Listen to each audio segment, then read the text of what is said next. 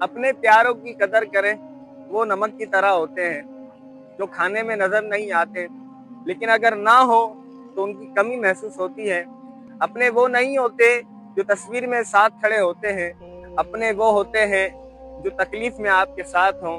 शेख सादी फरमाते हैं, याद करना और याद आना दो अलग बातें हैं।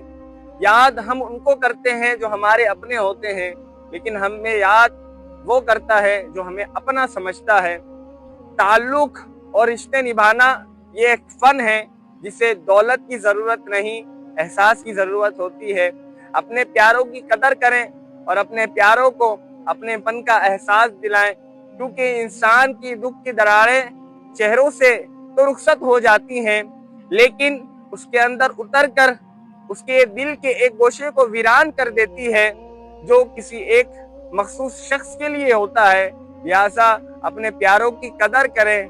कदर वो होती है जो किसी की मौजूदगी में हो, चले जाने के बाद वो कदर नहीं, उसे पछतावा कहते हैं।